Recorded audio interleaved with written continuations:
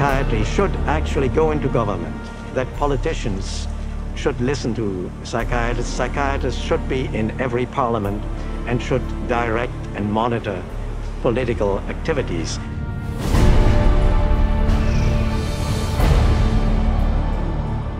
Psychiatry, in little more than a century, has infiltrated society on a global scale, and not by accident. People aren't aware that in 1940, a prominent British psychiatrist, Colonel J.R. Rees, addressed the National Council on Mental Hygiene and set the agenda for psychiatry for the next 60 years. Since then, psychiatrists have been given authority in nearly every sector of our society, with tragic results. We must aim to make it permeate every educational activity in our national life. Public life, politics, and industry should all of them be within our sphere of influence. We have made a useful attack upon a number of professions. The two easiest of them, naturally, are the teaching profession and the church. The most difficult are law and medicine. Rees's colleague, psychiatrist G. Brock Chisholm, co-founder of the World Federation for Mental Health, later expanded upon psychiatry's plans. To achieve world government, it is necessary to remove from the minds of men their individualism, loyalty to family traditions, national patriotism, and religious dogmas.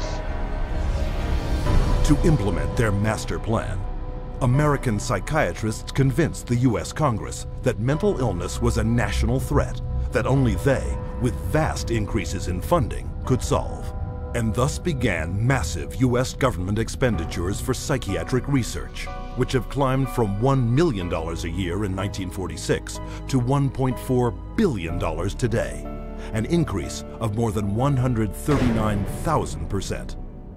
As psychiatric influence spread across America, it also spread throughout the world.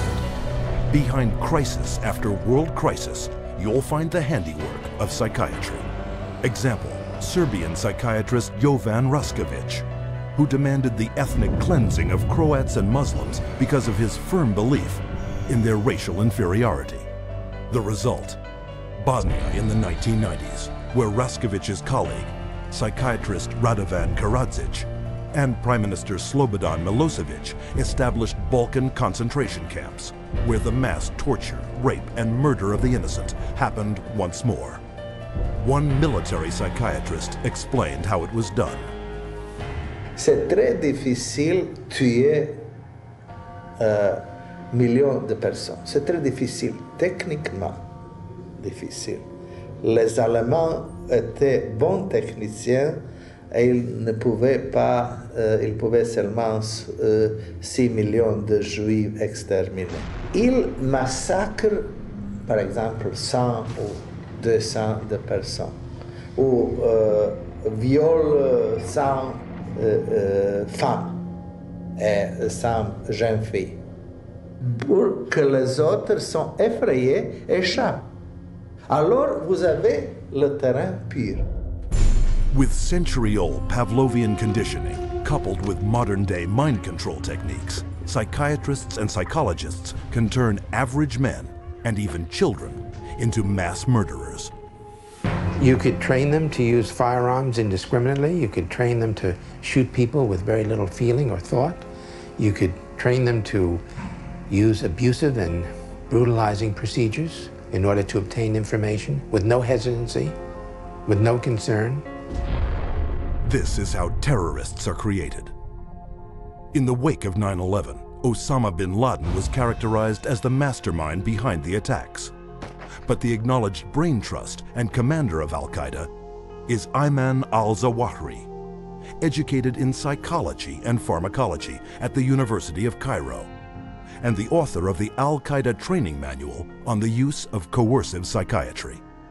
And orchestrating the terrorist bombings in Madrid, Abu Hafiza, another Al-Qaeda operative, relying on those same techniques to manipulate the minds of men. You can implant memories.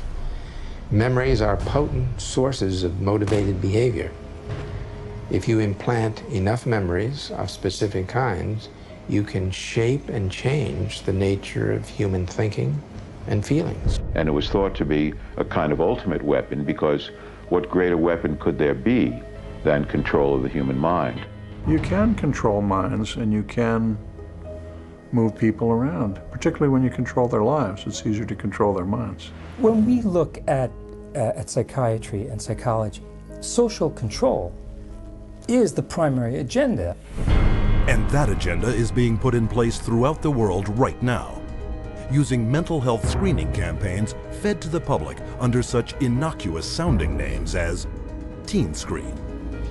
The national government is actually encouraging it and wanting to test every single kid in our public school system. All children are put under this kind of a test for psychiatric evaluation, a 10-minute test that tells them absolutely nothing. I predict that upwards of 90% of all the people screened will be diagnosed as having a psychiatric disorder, which means that we'll have an entire generation that will be a perfect profit center. The man behind the Teen Screen program, psychiatrist David Schaffer, consultant to the U.S. Department of Defense. They're not just screening children to have complete control of the 52 million children in school. They're screening now, and that bill, they will screen their parents, and they will screen all adults in America. The idea of mass screening for mental illness in the American population, run by a government initiative, is one of the scariest ideas I ever heard of. Psychiatry is politics, has always been politics. It is politics pure and simple, because psychiatry was always the application of force against people who don't want to be forced. It's a sad thing, and parents better wake up. Society better wake up, because we're in serious trouble if they don't. Psychiatry's master plan to infiltrate all sectors of society is becoming a reality. We don't have an epidemic of mental illness. We have an epidemic of psychiatry. Something can and must be done about it.